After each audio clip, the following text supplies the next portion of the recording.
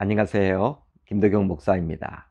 하나님께서 저와 여러분들에게 주신 이번 한 주도 하늘 양식과 더불어 승리하셨으면 좋겠습니다. 자, 오늘 우리가 나눌 말씀은 요한복음 7장 19절로 24절, 요한복음 7장 19절로 24절입니다. 제가 읽겠습니다. 모세가 너희에게 율법을 주지 아니하였느냐? 너희 중에 율법을 지키는 자가 없도다. 너희가 어찌하여 나를 죽이려 하느냐? 무리가 대답하되 당신은 귀신이 들렸도다. 누가 당신을 죽이려 하나이까? 예수께서 대답하여 이르시되 내가 한 가지 일을 행하매 너희가 다 이로 말미암아 이상히 여기는도다. 모세가 너희에게 할례를 행했으니 그러나 할례는 모세에게서 난 것이 아니요 조상들에게서 난 것이라.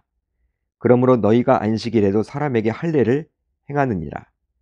모세의 율법을 범하지 아니하려고 사람이 안식일에도 할례를 받는 일이 있거든 내가 안식일에 사람의 전신을 건전하게 한 것으로 너희가 내게 노여워하느냐? 외모로 판단하지 말고 공의롭게 판단하라 하시니라. 아멘. 하나님의 말씀입니다. 오늘은 이 말씀을 통해서 과연 율법을 어긴 자는 누구인가? 과연 율법을 어긴 자는 누구인가? 이런 제목으로 은혜를 나누겠습니다. 혹시 여러분들은 모순이란 말을 아십니까?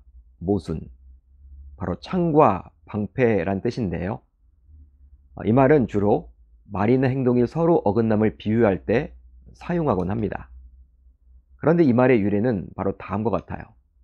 초나라에 방패와 창을 함께 파는 한 사람이 있었습니다.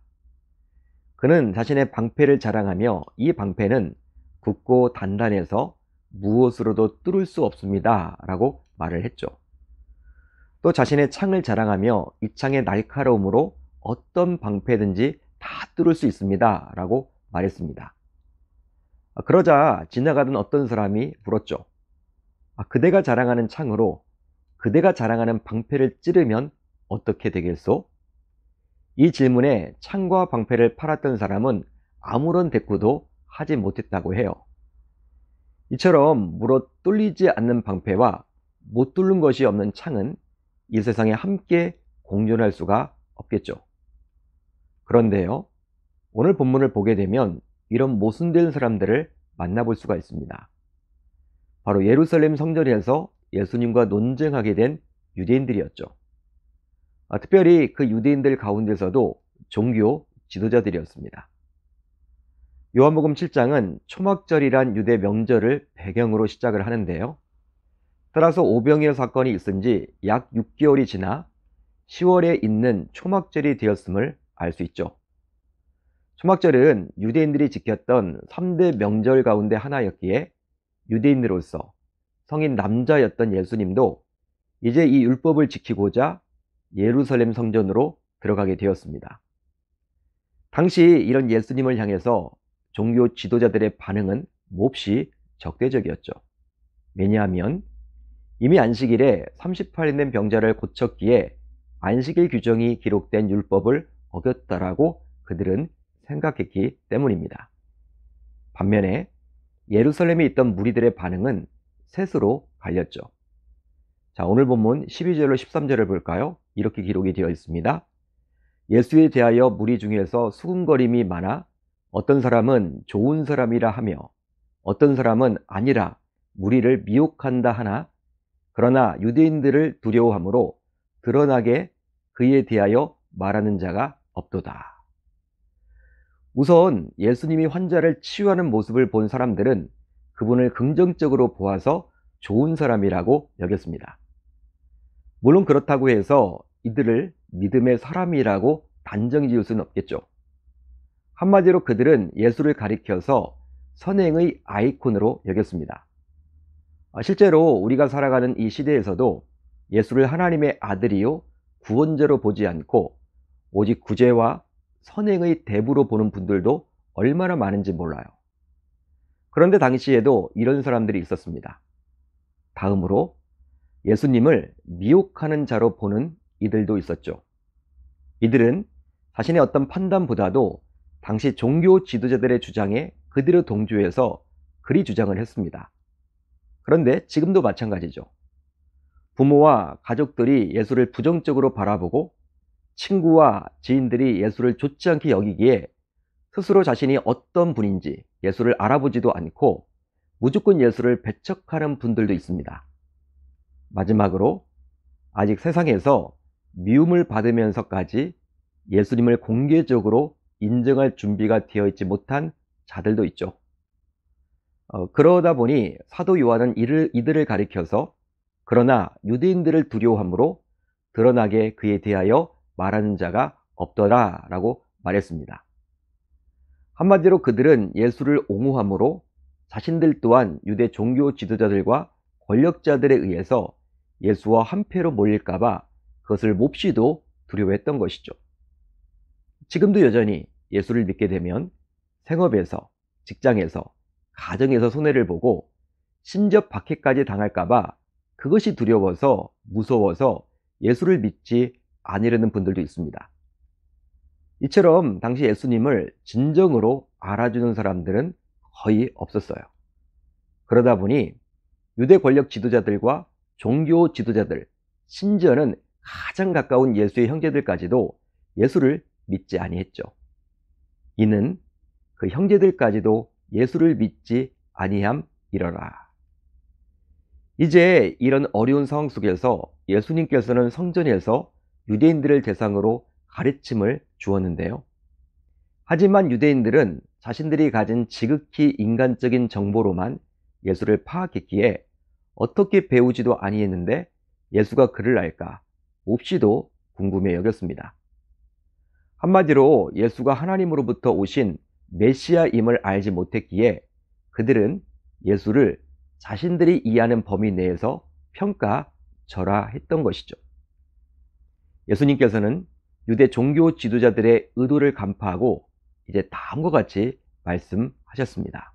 자, 오늘 본문 19절을 볼까요? 이렇게 기록이 되어 있습니다. 모세가 너희에게 율법을 주지 아니하였느냐? 너희 중에 율법을 지키는 자가 없도다. 너희가 어찌하여 나를 죽이려 하느냐? 당시 종교 지도자들은 율법을 하나님의 말씀으로 굳게 믿고 있었습니다. 하지만 실제로는 율법을 지키는 자가 없었죠. 그러다 보니 살인하지 말라. 이 살인하지 말라라는 10계명의 계명을 어기면서까지 예수를 미워하고 죽이려고까지 했습니다. 한마디로 그들은 율법을 소유하려고만 했지 그 율법을 지키려고 하지는 않았죠. 그리했기에 율법을 완성하러 오신 예수님께서 그들의 행동을 꾸짖었던 것입니다. 그렇다면 당시 종교 지도자들이 예수님을 죽이려고 했던 이유는 과연 무엇 때문일까요? 요한복음 5장에서 살펴보았듯이 예수님께서 안식일에 38년 된 불치환우를 치유해 주셨기 때문입니다. 따라서 예수님은 안식일 규정을 어긴 자라는 죄목으로 고발을 당했던 것이죠. 더욱이 예수님께서는 자신이 하나님과 동등하다고 주장까지 했으니 신성모독죄가 더 추가되었습니다. 여러분, 당시 유대사회에서 여러 율법 중 사람들이 가장 잘 지켜왔던 것이 있다면 바로 안식일 규례였습니다. 안식일 규례는 10계명에도 나오지만 뭐라 할까요? 유대 사회의 질서를 유지하고 지탱하는 규례라고 해야만 할까요? 그런데 이런 안식일 규례를 예수님께서 어기고 38년 된 병자를 고쳐주셨으니 이것은 종교 지도자들의 관점에서 보더라도 결코 용납할 수가 없는 중범죄였던 것이죠. 그런데 이런 종교 지도자들의 주장이 지극히 잘못되었다며 예수님께서는 이제 그들과 본격적인 논쟁을 벌이게 되었습니다. 자, 오늘 본문 22절로 23절을 볼까요? 모세가 너희에게 할례를 행했으니 그러나 할례는 모세에게서 난 것이 아니요 조상들에게서 난 것이라. 그러므로 너희가 안식일에도 사람에게 할례를 행하느니라.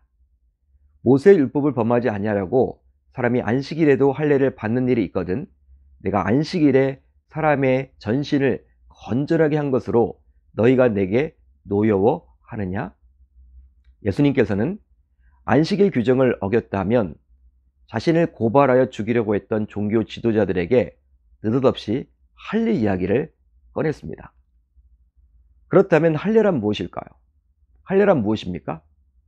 바로 하나님의 선민인 이스라엘의 남자아이라면 출생한 지 8일째 되는 날에 행하는 의식이었습니다.